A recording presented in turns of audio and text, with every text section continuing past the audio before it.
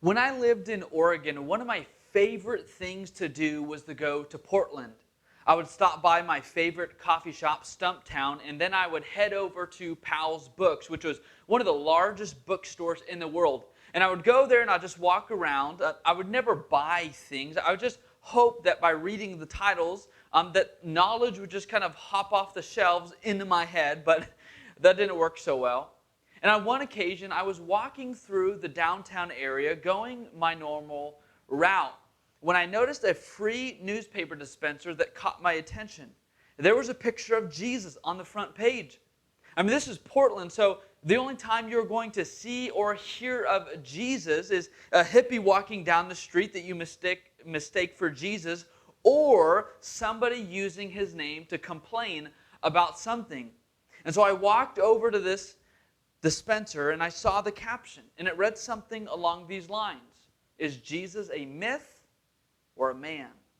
And so I snatched up the paper and I went on my way to the coffee shop to read it. And the gist of this column was somebody going around Portland interviewing people about what they thought about Jesus. And overwhelmingly so, the people featured in this article expressed doubts as to whether or not Jesus really existed at all. And many of the people believed that Jesus was just a myth made up by the church. I have since lost that newspaper, but I have not forgotten this problem. Is Jesus real, or is Jesus a myth?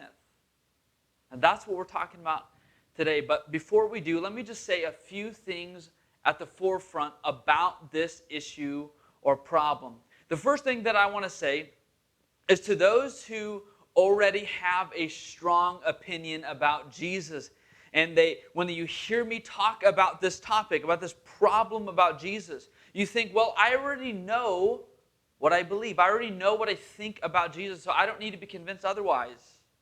The first thing that I want to say is this: this should become your problem for the sake of others. This should become your problem for the sake of others. What do I mean by this? What I mean is that the entire focus of Jesus' ministry was geared toward others. Jesus taught, he healed, he died, not so that he and his ragtag group of disciples could be comfortable about what they believed about him, but so that they would become burdened by those who did not know him. Jesus' entire mission was for the sake of others. And so those of us who have a biblical understanding about Jesus, we should make this our own problem for the sake of others. That is, we should see this as our responsibility to understand where people are coming from so that we can help others understand Jesus a little bit more clearly. Anyone who has their mind made up about who Jesus is and yet lacks empathy toward those who don't, I wonder if they really know Jesus at all. The second thing that I want to say is Jesus is the most important problem to have. Whatever you think, whatever your background, and wherever you fall on the spectrum of belief, figuring out who Jesus is the most important problem to figure out. Why? Well, for starters, Jesus claimed that he was God, that he was the only way to heaven. He offered the only way for people to be forgiven, and he guided people to offer prayers to God through him. I mean, he claimed to be the entire point of the Bible and humanity's solution to their greatest need. If Jesus is who he actually claimed to be in the Gospels, then it changes every other question that we could ask. Figuring out who Jesus is determines who you are, what your purpose is. It answers the question of what is the right religion, and it changes how we understand eternity and how we should live our lives here on earth. All the so-called big questions that we have about life, they are answered in figuring out this one question: who is Jesus? The third thing that I want to say is to know that in spite of the confusion, ambiguity of all the stuff that is out there about Jesus, the problem is answerable. The problem is answerable. When you look at Jesus' self-understanding, the teaching from his disciples and the earliest interpreters, it is actually quite clear about what they believed about Jesus. So while some may be confused and confounded, virtually everyone else in Jesus' day was not. The problem is answerable. So what is that answer? Well, let's turn our attention to a time when Jesus asked his own disciples this very question in Matthew chapter 16, starting in verse 13. When Jesus came to the region of Caesarea Philippi, he asked his disciples, "Who do people say the Son of Man is?" Before we get into the answer that the disciples give to Jesus, the location of where they are when Jesus asks this question is so important. Jesus takes his disciples to Caesarea Philippi. I mean, this is the unholy territory at its core. Originally, this city was named after the Greek god Pan, but it was later renamed after the king of this region, Philip Tetrarch, and Caesar, right, the emperor. This city was dedicated to the emperor and the regional leader as the capital city of this area. And Philip, he even went so far as to build a temple in the city so that people can gather together to worship the emperor. This is a very patriotic city, to say the least. And to imagine the significance that this city has when Jesus speaks this message. I mean, it would be like the city officials here gathering together, and they're going to rename Litchfield. And so they get together and they decide, they begin to ask, what are we going to do? How are we going to rename it? What should we rename it? And they thought, well, why don't we do it in respects to our leaders? And so they renamed it Trump Pritzker. And then they went so far as to build a church in their honor where people in the city could gather together, they could sing songs, they could read devotionally from their Twitter feeds, and they could give an offering to them. This is Caesarea Philippi. And to make the matter worse, even more significant, in front of this city is the mountain Mount Hermon, which was like seen by the ancient people as the sanctuary for the nations, not in a good way, right? It was a place that was layered in conflict in the Old Testament with God's people. More than 20 temples have been uncovered on this mountain to different pagan deities. And it is here that many of the Jewish teachings that we find outside of the Bible believe that this was the place where the supernatural rebellion took place. And the way the Jews often thought of this place, this mountain, was that it was the gateway or the intersection into the underworld, or as it was later referred to as the gates of Hades. And Jesus goes to this place and he reveals who he is. The significance of this location is immense. It's almost like this standoff takes place here. And Jesus says, guys, who do people say the Son of Man is? Who do people say I am? And Jesus goes to this place that he's at historically, a place that they didn't revere God, they didn't worship God, they didn't know God, and he asked them, who do people think I am? And here's their response in verse 14. They replied, some say John the Baptist, others say Elijah, and still others Jeremiah, or one of the prophets.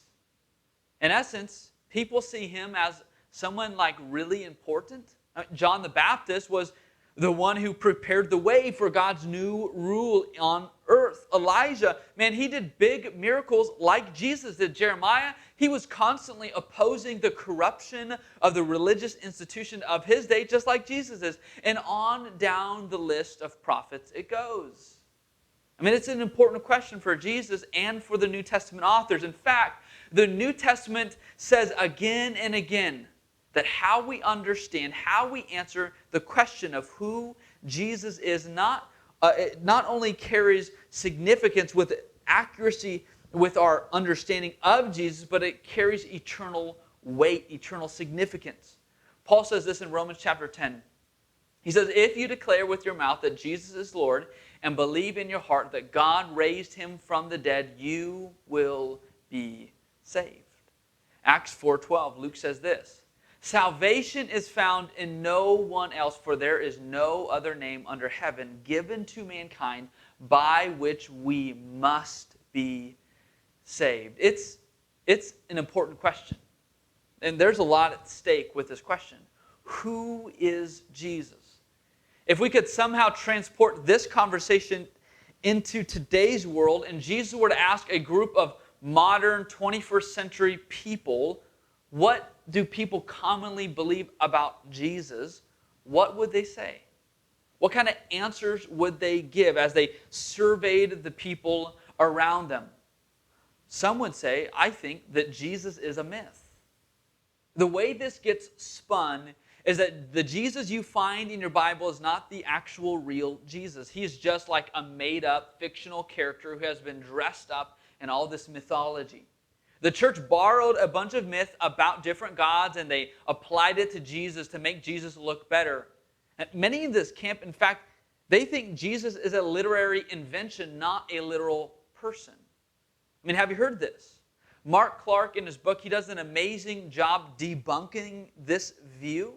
But those who are respected as real historians and scholars, no one holds this position, including the most liberal and skeptical scholars out there.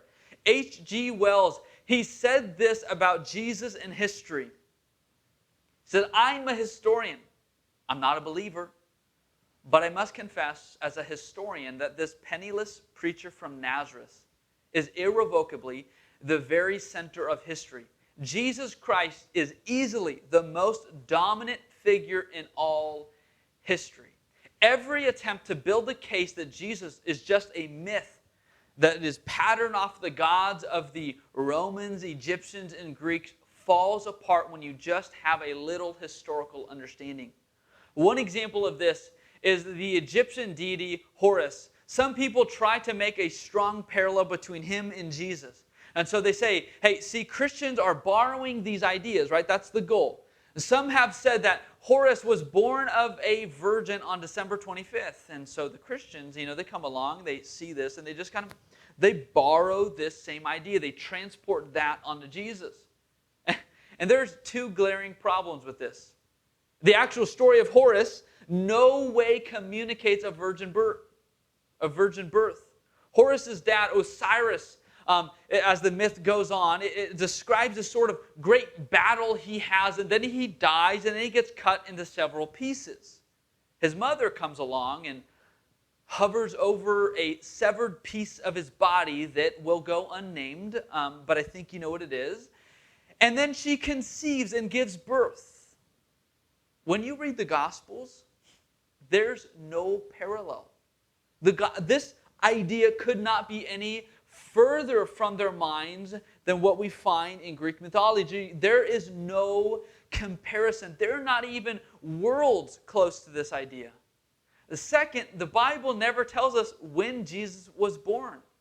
The date, December 25th, it actually came in the 4th century, not the 1st century. Scholars have no idea when Jesus was actually born. Some think that the best date, the best month to pin when Jesus was born is in September or October. But again, we don't know. I mean, this is hardly a parallel to Jesus. And the same goes for all of these supposed parallels to mythology. The second thing people say is that Jesus is a prophet. This is a popular opinion among other religious perspectives about Jesus. Islam, for example, teaches that Jesus was a prophet like Muhammad, except less great. The Baha'i religion sees Jesus as one prophet in a very, very long line of other prophets. The sense you get when you read the accounts about Jesus, who he is, what he taught, what he did, is that Jesus is somebody who has great importance. Take, for example, the dating of our calendar years. This year's 2020. What are we counting from, right? 2020. What happened 2,020 years ago? I mean, history pivots on the life before and the life after Jesus. We may add holidays in honor of a person, but to build a calendar around somebody, it bears witness that this person had great importance. He was very significant. So many people will say Jesus was a prophet, a spokesperson for God. Whether that was a prophet in a chain of prophets or an inferior one, many regard Jesus as more than a man, but less than God. The third thing that people might say is that Jesus is a moral teacher. This is a popular view in the Northwest, where I am originally from. And if you were to press me to give my opinion about Jesus before I became a Christian, this would be my answer. It's a popular view. Jesus taught people how to love, how to treat people. And in fact, in Hinduism, Jesus is a wise teacher and a holy man. I mean, they may go so far as to say that Jesus is God. They don't really have a problem with that since there are many gods. Buddhists tend to see Jesus as a teacher of the correct view of life. And New Ageism treats Jesus as a wise and moral teacher. In fact, also, some Jewish positions regard Jesus as a great teacher of reform for Judaism in the first century. I mean, it's unmistakable when you read the Gospels, Jesus is a teacher. He was a master at teaching. He taught in stories. He taught in life lessons. He used geography to teach. He used natural events and nature to teach. He taught through his miracles. He even taught people through his own sacrifice. People often call Jesus teacher, right? Rabbi. And so many will regard Jesus as just that and nothing more, a teacher. And the rub for a lot of people today is that nobody wants to come across as saying, I'm right, and everybody else is wrong, right? You're wrong, I'm right. Nobody wants to come across that way. Like, the goal for many people is to be as inclusive and accommodating toward anyone and everyone's views, regardless of what they are, especially about Jesus. And so many people say in this vein, in this spirit, all religions are basically the same thing, right? Believe God and love people. The problem is the people who say that don't actually really understand what the other religions are teaching. Timothy Keller, a former pastor in New York, he was once asked to be on this panel with a Muslim and a Jewish teacher to talk about their faith and kind of present what they believed and the values they shared and the views that were different. And each affirmed that there were irreconcilable differences between each of their faiths, specifically about Jesus. And they all agreed on this statement. If Christians are right about Jesus being God, then Muslims and Jews fail in a serious way to love God as God really is. But if Muslims and Jews are right that Jesus is not God, but rather a teacher or a prophet, then Christians fail in a serious way to love God as God really is. As we said earlier, Jesus is the point of divergence for everyone across the table. So the question then should be, who is Jesus? What did Jesus say about himself? Here's how Peter responded to Jesus' question in Matthew chapter 16, verse 15. But what about you, he asked. Who do you say I am? Simon Peter answered, you are the Messiah, the Son of the living God. This is the high point in the Gospel of Matthew. This is not just the great confession of Peter, it's the great confession in Matthew. Peter says that Jesus is the Messiah, the Son of the living God. And this phrase tends to kind of get flattened out by the fact that many Christians use it, but many Christians don't really know what it means. They know it's important, but they don't exactly understand its depth, right? They claim it and believe it because it's in the Bible, but they don't really know what it means. So let's break this phrase down. First, Israel, right? God's people in the Old Testament had been subjected to foreign and sometimes hostile rule from different nations.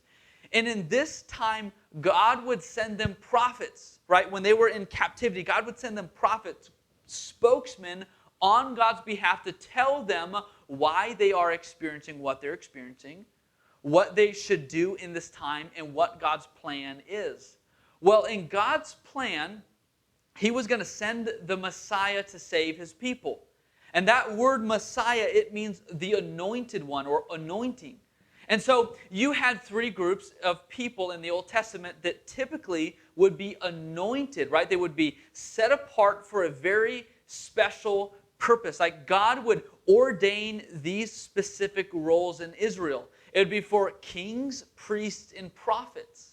They were anointed, that is, set apart and ceremonially acknowledged to carry out a very certain task for God, on God's behalf for His people.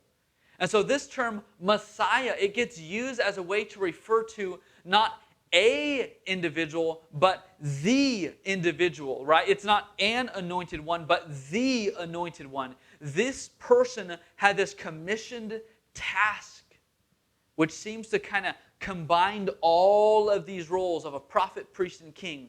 Right? As a prophet, this one would be the spokesman, and he would teach the people God's message. As a priest, he would be the mediator between a new covenant between God and man. And as a king, he would come to rescue, to liberate his people from oppression, and he would rule over them as their king. And there are bits and pieces of this kind of prophecy all throughout the Old Testament about this Messiah figure.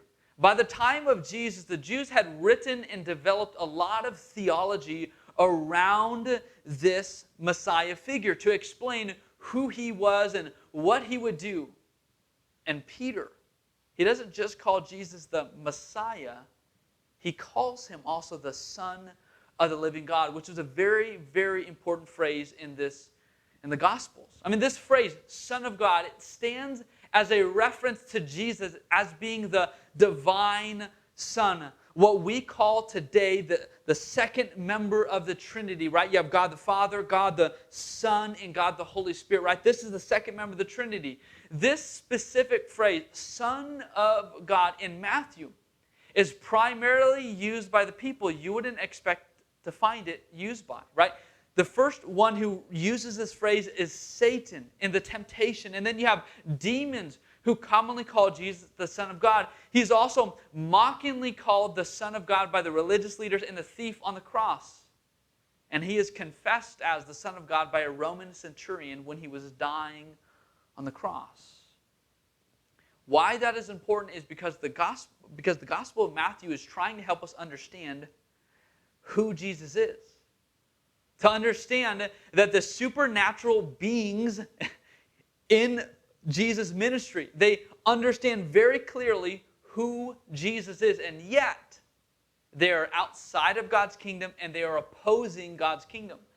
Whereas those who, right, air quotes, who are in Jesus' kingdom, in God's kingdom, and they had God's law and should have been able to be prepared to recognize the king when he showed up, the Messiah when he showed up, they ended up hanging him on the cross.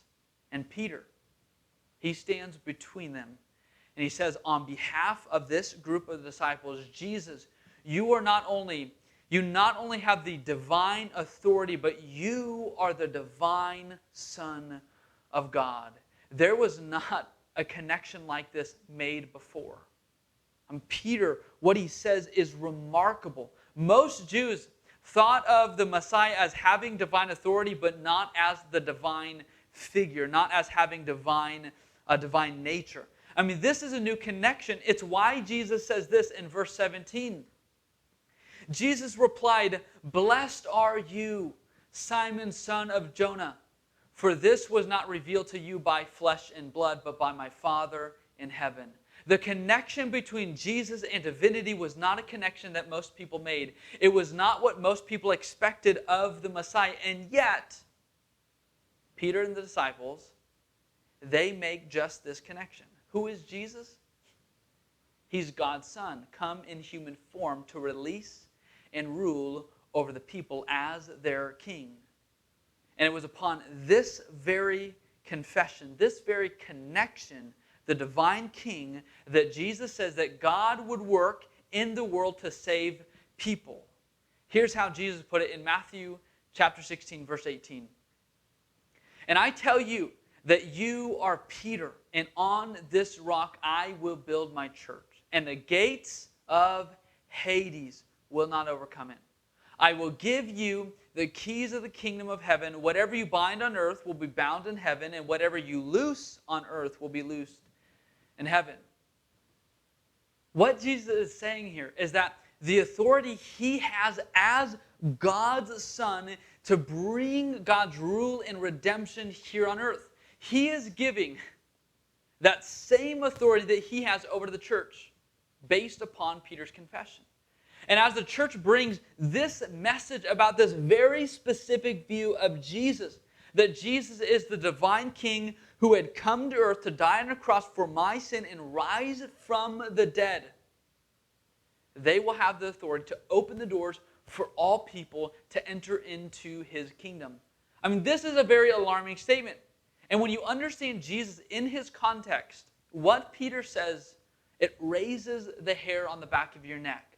Making a statement like this by Jewish law would get you killed. Why? Because this is heresy. This is blasphemous. And Jesus, a good Jew, he would have known this. And so if this is not true of Jesus, what he should have done is he should have corrected Peter right then and there. Or turned Peter in. And he doesn't do that. What does Jesus do? He pronounces a blessing on Peter for seeing him correctly. And when you understand Jesus in his context, it's pretty clear that Jesus' own self-understanding was that he was God who had come to save and to rule and to found a group of people to carry out this very message into the world. The disciples who spent the most time with him believed this was true about him. Jesus' own opponents, they tried to kill him. They did kill him because he, a mere man in their view, claimed to be God. And it was this very message and confession where we read that God will save people. Does Jesus teach good morals? You bet he teaches good morals. I mean, is Jesus a prophet? He's one like no other, but we might add priest and king to this description. Jesus is a very, very pivotal person. And asking the question, who is Jesus, is the most important question we can have. It's one which Jesus hangs the salvation of humanity upon. It's why Jesus went from the broad question, who do people say I am, to the more personal question, who do you say I am? And ultimately, that same question is posed to us. Who do you say Jesus is? And when you gather together everything Jesus said, the teachings from the earliest disciples, the accusation from his opponents, you get a very clear picture of the identity of Jesus. Jesus spoke, he acted, and he believed. And he wanted people to walk away from everything else they believed in this life to embrace him as their God. The King who forgives, the King who saves. He would not accept a divided loyalty. Jesus, I want the emperor and you. Jesus, I want this God and you. Jesus doesn't accept that. He calls the Jews to stop the temple worship and to begin to worship him. He gave parents the hope to raise their kids believing that he was the one, he was God. And he called pagans to deny their so-called gods and just to embrace him as their God. For anyone to walk around and start saying this kind of stuff, it would not make you go, he has a good heart. He teaches good morals, so I'm going to send my kids to his school. Nobody's going to say this, right? Nobody's going to say, well, I like his teaching, so just align with his ethics, his perspective. I mean, you would think that he's out of his mind, and therefore I don't want my kids to even be seen around this guy, or he is a cruel and very twisted man demanding such deception, deceiving so many people to walk away from their own beliefs, their own family, their own practices to worship him. Or he is exactly who he says he is, God. C.S. Lewis, in his book, Mere Christianity, he put it best. I am trying here to prevent anyone saying the really foolish thing that people often say about him. I'm ready to accept Jesus as a great moral teacher, but I don't accept his claim to be God. That is one thing we must not say. A man who was merely a man and said the sort of things that Jesus said would not be a great moral teacher. He would either be a lunatic on the level with a man who says he is a poached egg, or else he would be the devil of hell. You must make your choice. Either this man was and is the Son of God, or else a madman or something worse. You can shut him up for a fool, you can spit at him and kill him as a demon, or you can fall at his feet and call him Lord and God. But let us not come with any patronizing nonsense about his being a great human teacher. He has not left that open to us. He did not intend to. I imagine to some that this very message is offensive. I mean, after all, nobody wants to be told, I'm right, you're wrong. While our kids are young, we're trying to instill in them this phrase, Mom, Dad, you're right and I am wrong. You know, teach them while they're young, and so when they become teenagers, it will just naturally flow off of their lips. Parents, you know how this goes. But there's been more than one time where this phrase has backfired on us. And there we find ourselves, standing before our daughter who is sincerely looking at us, telling us to say this to her. And so to be consistent and to bite our tongues, we say, you're right and I was wrong. And she just kind of skips away, glowing with a kind of a glow about her face. But it seems too narrow-minded to think this way, right? But the heart of the Christian message is not, I'm right, you're wrong. The heart of the Christian message is, God was wrong so that I could be made right. The message was about a God who didn't come to prove his way, but to prove his love. It's the kind of message that you find on the lips of a father who is kneeling beside his son or daughter who has fallen off of their bike and has injured themselves and is holding onto their leg, and a dad who comes over to them, wraps his arms around them, and he says, it's okay, Daddy's here, I will make everything right. Not the kind of words that you find from a triumphant father who utters to his son or daughter to get revenge, told you so. The heart of the gospel is that Jesus is God come down to earth to be a king who saves us.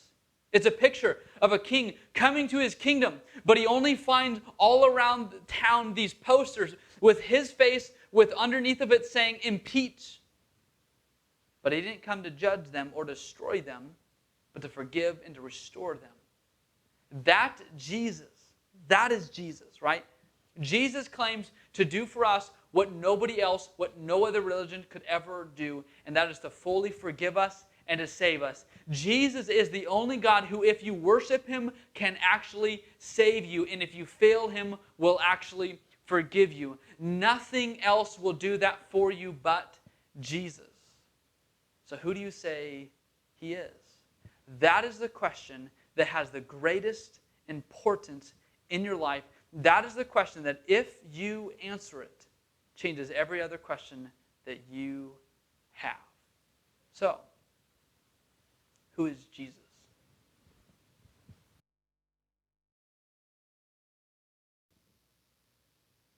Hey, thanks so much for tuning in with us online. This has been a wild number of weeks, has it not? I mean, we have learned a whole new vocabulary, right? Social distancing. People now wear face masks everywhere they go, which prior to that, it was something that we saw that doctors and nurses wore. Many people have lost income, jobs, graduation, one last goodbye, and a sense of safety. And all in what felt like a week. Not to mention that as a church, we haven't gathered corporately to worship in a room like this for quite a while. Instead, we have been worshiping in our homes, and living rooms, and bedrooms, and trying to worship over the noise of our kids and even our neighbors. And there's a lot to say, and there's a lot of changes, and there is still a lot of unknowns. But one thing we know is that God's church has not ceased being his church. And God has not been dethroned as our king. He is still in charge. He is still worshiped. And in many people's lives, in this season, people have drawn closer to God in this time. As a leadership, we gathered together earlier this week to discuss when we would begin to regather together for in-person worship services again, as restrictions begin to loosen. And after much thought, discussion, and prayer, we would like to inform you that next Sunday, June 7th, we will be cautiously and safely opening back up our in-person worship services here in this building. This is not a flippant decision, and we know that it is something that will look and feel very different than the last time we were in this room. But as a leadership, we feel that gathering together as a church is something that is essential for us and commanded in Scripture. And so we are taking as many cautions as possible to ensure that this environment in here is a safe environment to worship in. We will be having worship gatherings from 10 a.m. to 11 a.m. The doors will open at 9:30. We have canceled all of our other program, including Sunday school, children's church, and nursery. We have set up sanitation stations all around the church, and we are asking that if you do plan to join us next Sunday, that if you have a mask, that you bring it. If you don't have one, we can provide you one at the door, and you can take it home with you. We also ask that you maintain the social distancing regulations, that you wash your hands or sanitize your hands, and that if you are sick, that you just stay home. We are doing everything that we can to make sure this is a safe place for you to come back, to get back here worshiping together, and that this space is not a space that makes you feel nervous, but makes you feel safe. We understand and are not judging anyone who wishes to keep their distance. I mean, we sure miss you, we sure miss everyone, but if you are not able to or you don't feel comfortable getting back together, you can still tune into the messages just as before. We will be displaying the sermons on Facebook, YouTube, and even the website so that you can still worship right along with us. This is a process that will require tons of grace. So thank you so much for your patience and your understanding. You should be receiving a letter in the mail, but if you don't receive that, you can also access it on our website to read about some of the other precautions that we are taking as a church. So be on the lookout for that. Do me a favor. Could you help us get the word out by liking this video and sharing this video? On our website, there's a place to get more study material for yourself, as well as a giving button to keep giving to the church. We give in response to God giving His own life, giving His own Son as a sacrifice for us. Giving is an act of worship. And there are many ways to keep giving: PayPal, mail, stopping by the church, or even setting up auto payment with your bank. This coming Wednesday, I am really excited to share with you an interview that I did with my brother-in-law, Devin Robertson. He is a pastor up in Michigan, and like me, he's a young leader. And we sat down to talk about what does it look like to lead through uncharted times like today. And then next Sunday, as we gather back, we will be going through the book of Daniel, a book about an unchanging message in changing times. This book offers us hope in times where everything in our world gets turned upside down. That is starting next week. Church, we love you, we miss you, and we cannot wait to see you soon. God bless, and we hope to see you next Sunday.